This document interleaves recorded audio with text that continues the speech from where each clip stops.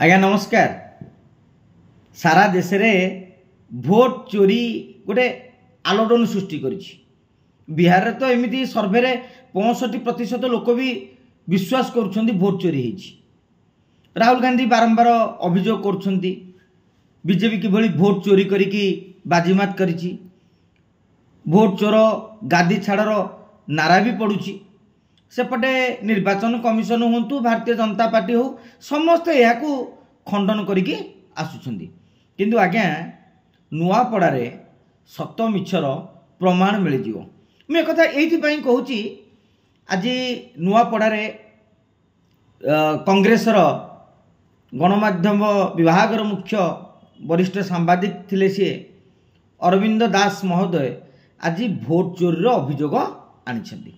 तांकर प्रश्न होउची नुआपड़ारे 5000 नुआ भोटर आसिले केउठु, अन्य जगार आसी नाहंती तो एई प्रश्न से पचारछंती एवं भोट चोरीर अभियोग भी करिछंती। पूर्व साधारण निर्वाचन बेले एते सब जिनिस को देखिबाटा ठीक नथिला।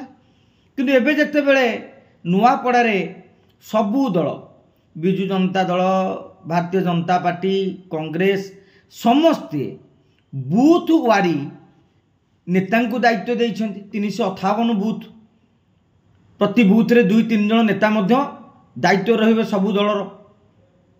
गोटी गोटी बूथ रे एबे तो 1200 भोटर भितरे सीमित रखा जाइछि बूथ। बेसी परिश्रम करिवा को पड़िबो नै। मु भाबुछि कांग्रेस जेतु अभियोगटी आनिछि, भक्त दास और तांको टीम 358 बूथ रो भोटर तालिका धरंतु।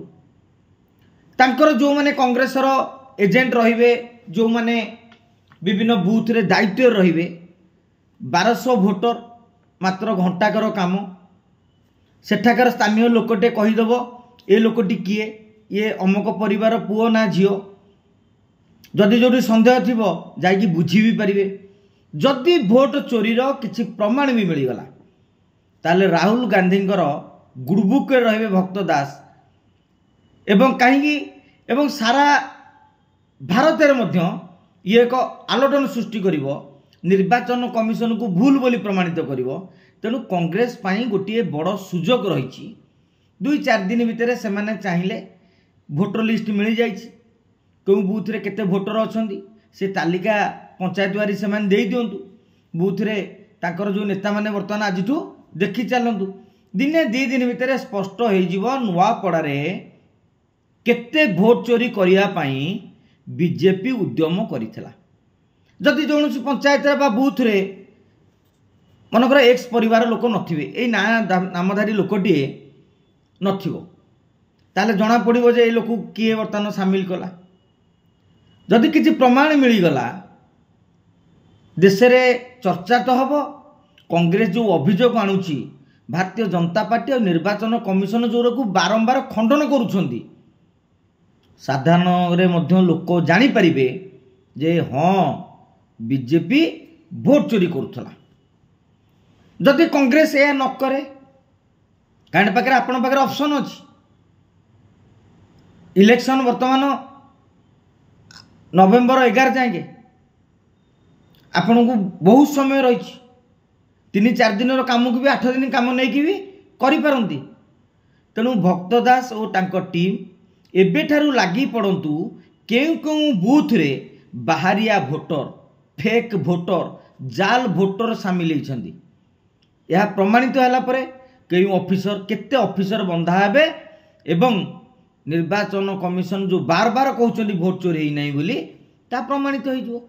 जदि भक्त दास और तांको टीम एक कथा न करिवे ताहले एई भोट चोरीर अभियोग केवल मीडिया पाई बा गणमाध्यम रे गोटे नैरेटिव सृष्टि करिया पाई, साधारण रे गोटे आलोड़न सृष्टि करिया पाई यह कांग्रेसर चाल बोली स्वाभाविक भाव में प्रमाणित हो।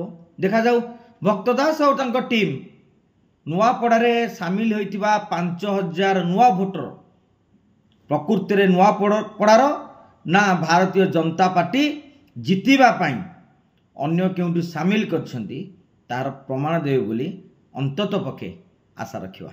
नमस्कार आज्ञा।